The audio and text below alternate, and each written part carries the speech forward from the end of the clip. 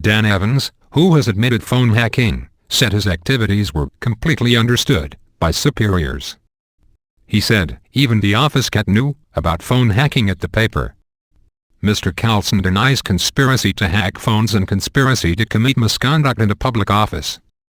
In clashes with Timothy Langdale, Quebec, for Mr. Coulson, Evans said one of his superiors, who had extensive knowledge of his phone hacking, would maintain a pretense in editorial conferences that nothing was going on.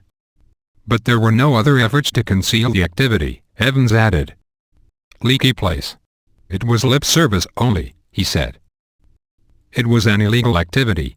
I did not necessarily want it to be an open secret, but that is the way it became. A newspaper is a leaky place.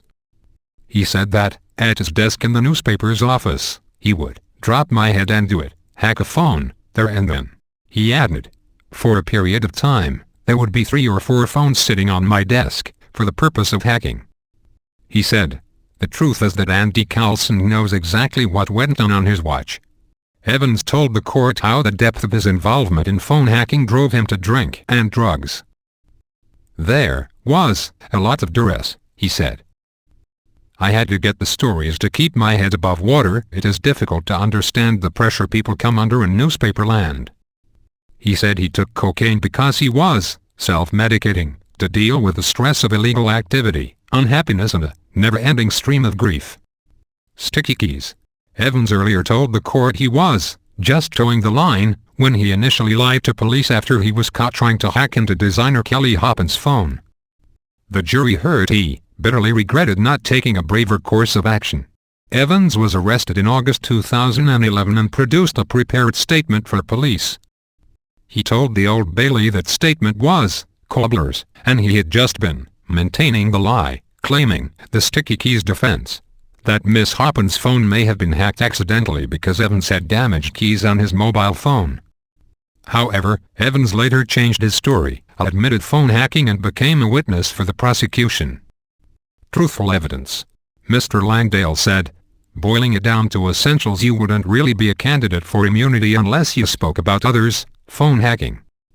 Evans agreed. The reporter was also challenged over his claim during evidence on Tuesday that Mr. Coulson exclaimed, brilliant, when he heard a tape of actress Sienna Miller's voicemail message to Bond star Daniel Craig. Mr. Evans told the court that Miss Miller had left a message from Mr. Craig saying she loved him and that she was out with her then-boyfriend, Jude Law. It is truthful evidence, Evans said. The general context of the exact word, brilliant, I was paraphrasing. I think the word came out of my mouth as trying to explain the general sense of how happy he was.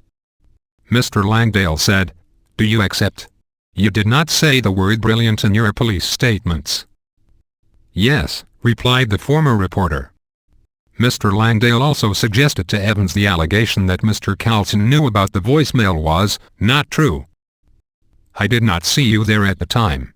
It is true, Evans replied. He told the Old Bailey that, when he previously worked for the Sunday Mirror, he threw 10 pay-as-you-go mobile phone handsets he used for hacking in the River Thames. He said he smashed up and bind 2 untraceable phones he used after joining the News of the World because the paper's office was too far away from the river. The jury has heard that Evans pleaded guilty to hacking at the Sunday Mirror between 2003 and 2005 and at the News of the World up to 2010.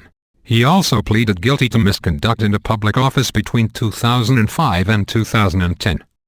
Evans also confirmed he had admitted intending to pervert the course of justice. The court heard he entered into an agreement with the Crown Prosecution Service in 2012 and had given 2 statements since. Mr. Coulson, 46, is one of 7 people who deny charges related to phone hacking. He also denies conspiracy to commit misconduct in a public office.